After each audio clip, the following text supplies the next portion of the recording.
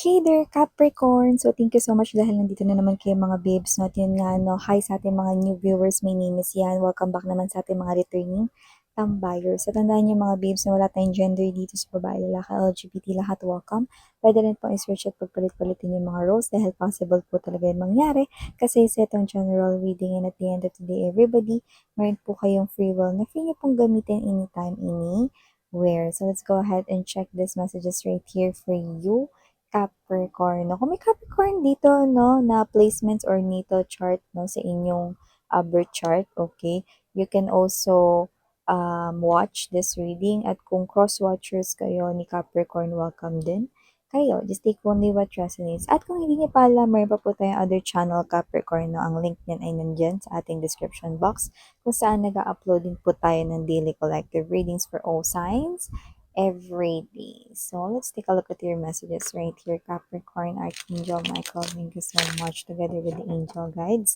Any messages for Capricorn, please? What this Capricorn needs to know? Can you please show me what this Capricorn needs to know? Capricorn.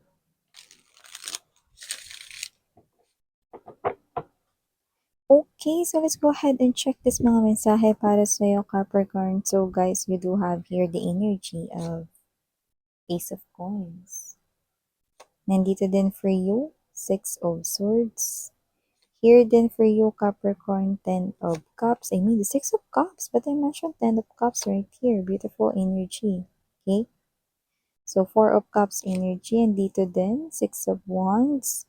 I mean, the Knight of Wands, ha? Pero Six of Wands, babanggit ko dito. No, mamaya babanggitin ko sa inyo kung ano ibig sabihin yan.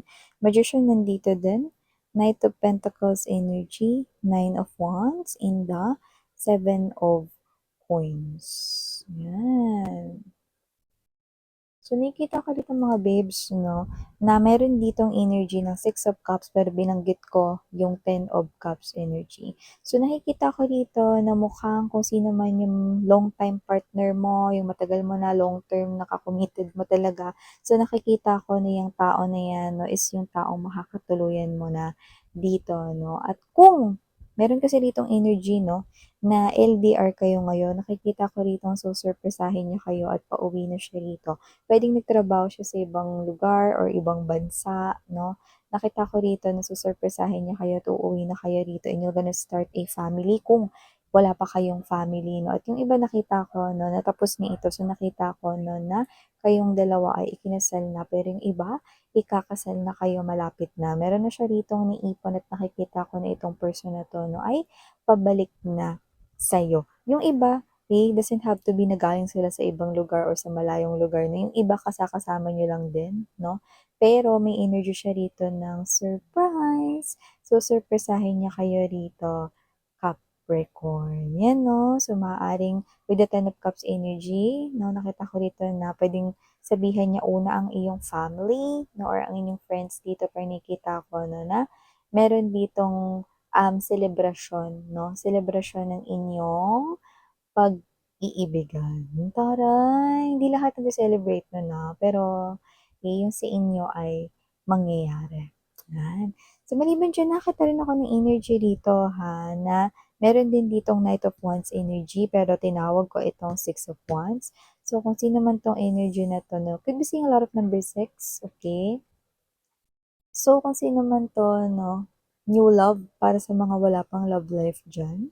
Nakikita ko rito na itong person na to, no, ang nakikita ko na makikitaan ninyo, no, ng effort na as in, yun yung mga gusto mo sanang gawin, na mga klase ng efforts kapag ka nagkaroon ka ng karelasyon or ng boyfriend-girlfriend, no. Ito yung mga efforts na hindi mo na kailangan sabihin pero magugulat ka kasi gagawin niya. You know? Kasi di ba yung iba, gusto ko ganito mangyari sa relationship natin. Na bago mo pa yan sabihin, makikita mo na na ginagawa or gagawin niya yan sa'yo. So tell me, hala, paano niyo nalaman yun, Miss Yan? Binasa niyo ba ang isipan ko? Isa ba siyang psychic reader? Hindi mga babes, no? Siya lang naman, with the lots of number 6, ang true soulmate mo. Don't worry! Hindi porket Night of Wands, lagi na lang player, grabe, judgmental naman. Hindi siya player type of energy sa reading ninyo. kundi siya yung klase ng energy na very cheeky or very clingy sa'yo. Yan. So, maliban dyan, Capricorn, nakita rin ako ng energy rito with the Ace of Coins energy. Four of Cups, mukhang meron kayo ditong makikita, no, na parang commercial ads, maybe advertisement lang na magpa-pop out, no, sa tinitingnan or pinapanood mo, pwedeng sa cellphone mo, pwede rin naman sa television, pwede rin naman, no, while you are nakatingin, no, outside sa window ng bus or MRT, pag pauwi ka na or kung ano mang transportation or maybe your own car, no? Pero gayon pa man, may makikita ka rito pagkakakitaan, no? At makikita ko rito na iisip-isipin mo yon hanggang sa susunod na mga araw, hanggang sa itatry mo na yon. Go ahead, do that. Kasi kung ano man yung nakikita ko rito, na ito yung parang unang um, pagkukunan mo na matatanggal mo dito lahat ng iba mo pa, no? Na mga kailangang bayaran, no? Parang dito mo makukuha yung pambayad, no, sa ilan mong parang lumalabas na mountains dito, no, or mga puwedeng kung may loan ka, no, diyan mo makukuha yung pambayad, no, hanggang sa gagaan yung sitwasyon mo rito, no, tapos kung ano yung kinikita mo sa trabaho mo or sa negosyo mo, matatabi mo yun, no. Tapos ito, yung pagkukunan mo diyan, no, sa makikita mo na advertisement or whatever, no, diyan mo magagamit, no, yung pambayad dun sa iba mo pang gastos. Yan, so bongga yun, Capricorn, Kasi parang mas may chance ka na makaipon more dahil dito sa sideline mo. Yan.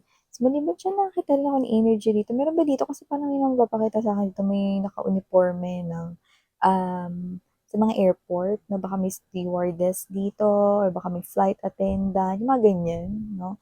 Or baka meron ditong pilot, yan, no? Yung iba, meron pa ako isang uniform na nakikita, pwedeng yung iba chef, no? Or inline sa pagluluto, baka kayo ay baker, pwede rin, no? Or whatever, no? But those are specific, no? Or baka yan, ang mga profesyon ng mga uh, true soulmates ninyo dito or ng inyong future labi-dabi or ng inyong kakonek ngayon, no? Kung meron na. Yan. So, maliban dyan, nakatalan tayo dito ng energy Capricorn, no? Na because of your creativity, no? Possible rito na mas makilala kayo. So, nakita ko dito na creative kayo. Doesn't have to be na it's related lang sa arts. Pero ito ay more likely kakonekta doon sa diskarte. So, the more na creative kayo, the more na nakikita ko rito na posibleng may mga situations na madidiskartehan ninyo, no, because of your creativity. Kunwari ganito, ay, huwag na tayong bumili ng ganun. Kung hindi naman yun pasok sa budget natin, ganito na lang gawin natin. So, parang you're creative and at the same time, madiskarte ka. So, parang dyan mapapansin ng iba, no, yung taglay mo ritong skills na parang, ay, ang galing, nagawa niya ng paraan ng hindi kami bumibili ng ganitong materials or whatever, no. So, taray. So, tingin ko it's time to shine. Capricorn, yung nakikita ko rito. Meron ako nakikita rito mga babes, medyo lumalabas din siya bilang new love, Tsaka parang nag-e-effort siya ngayon. Parang this person right here is maybe going to gym or baka nag exercise siya on his or her own, no? Sinusundan niya na lang yung mga napapanood niya sa YT na mga exercise, mga dance steps, no? And maybe this person here is possibly losing weight, no? Or siya ito na gusto niya maglagay ng abs, no?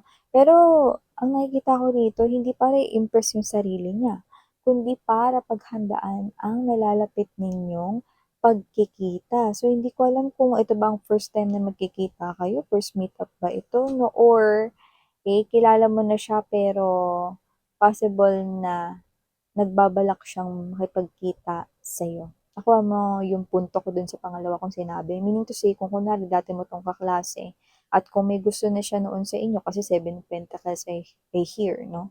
Ibig sabihin, pwedeng wala siyang ginawa dati, no? Hanggang tingin lang, no? Hindi siya nakapag-hi sa inyo, no? Or kung sino man tong energy na to, na walang lakas ng loob ngayon. So, parang ngayon, okay, may gagawin na siya rito, no? Building up his or her courage, no? And pinaghahandaan niya ang inyong muling pagkikita. Ang taray! So, kasi naman 'to Capricorn 'no, yeah, may energy siya rito, na parang may gusto siya sa'yo. Kasi Six of Cups energy nakita ko na posibleng matagal mo na 'tong kilala, alam mo na rin yung itsura niya, 'no?